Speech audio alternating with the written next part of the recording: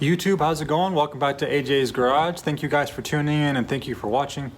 I just want to say thank you, a very big thank you to all the new subscribers. It's definitely been going up more consistently now. I think we're over 170, which is very exciting. I started the channel 2 years ago and I never thought we'd get to this point. The channel is just basically trying to get my truck restored to original, just nothing fancy. I know there's a lot of channels with some really cool builds, but that's not what I'm looking to do here. Maybe on something else in the future, but with this one, it's just repairing things back to original specs, how they came from the factory. So thank you to all my new subscribers. Thank you to everyone that's been subscribed and has joined along the way. So this video is going to be something that isn't really original to the truck. It's just adding a touch of modern comfort, I guess you could say. So let's get into the video. Thank you guys. So this is a little USB charging outlet. I ordered this off of Amazon.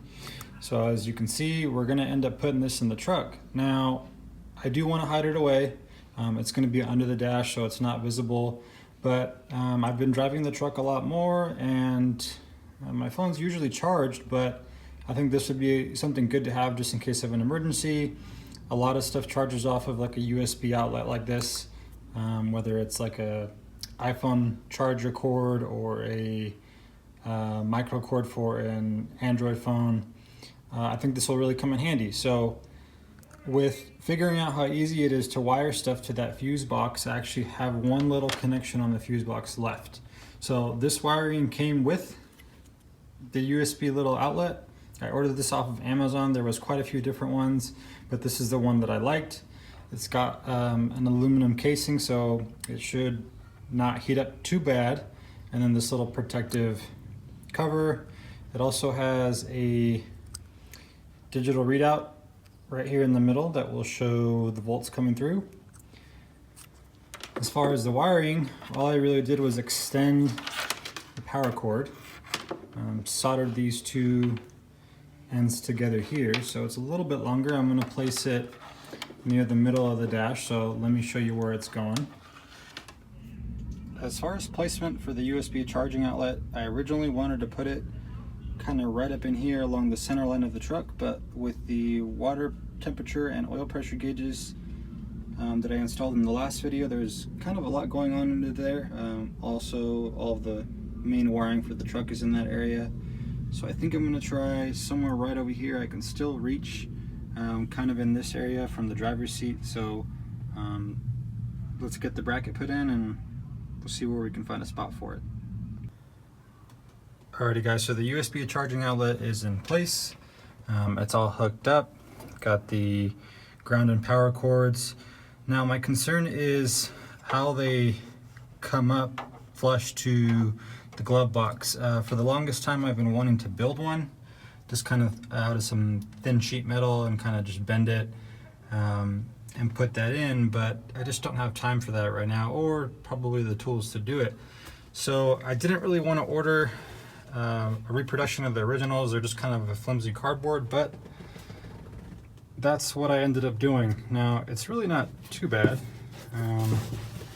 It is pretty sturdy, and of course I'm not going to really put a whole lot in there, but I'm going to get this put in and see if it interferes with the wires there. Underneath you can see that the two wires are making contact with the glove box and it's kind of pushing them down.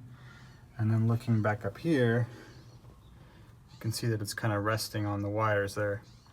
So I believe the cardboard piece has to go under this metal lip of the dash, so it looks like I'm gonna have to move the bracket down a little bit, and let's see how we figure that out.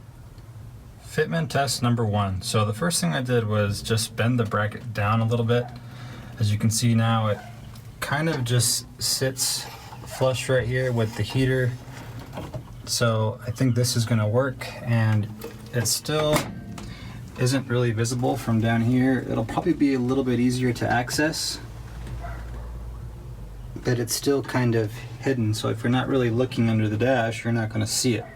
So let's give the glove box another test and see if it fits. So glove box is back in, and this time we have no clearance issues. As you can tell, the wires are not making any type of contact. with the glove box, there's actually probably about a 1/2 inch of space in between them. So I think this is the fitment that we'll go with. Just need to get the bracket back off, paint it black, and go from there. Guys, I just realized that I don't have any footage of the bracket that I'm using for the USB charging outlet. So here it is. So this hole right here is used for the mounting to the dash. This one, of course, is for the USB charging outlet.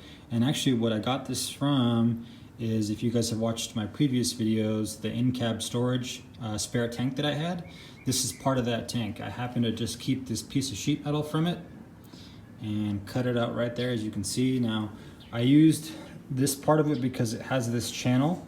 The bottom of the dash on the interior has a little lip. So to clear it, this channel sits on that lip, and as you guys saw, the bracket in place. So what I'm gonna do right now is just kind of file down some of these edges, especially on this side, and then we'll get it painted. Alrighty guys, so I got the bracket all painted and the USB charging outlet back on it. Came out okay. As you can see, there's some cracking down there, but I'm not really too concerned. It's not going to be super visible, but let's get this put back on. I also removed the glove box store just to get the actual glove box installed and make it a little easier, so let's get that put in. Got a little bit of rain coming down, but the glove box is in. So I ended up having to put this door back on.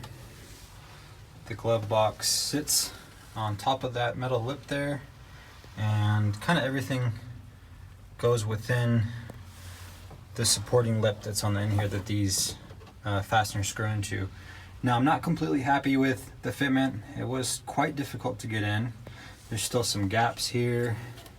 So eventually I do want to build something out of some thin metal and just have a better fitment overall, but it'll serve its purpose for now.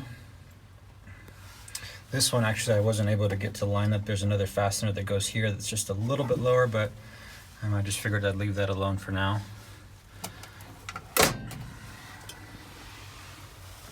And here is the USB charging outlet.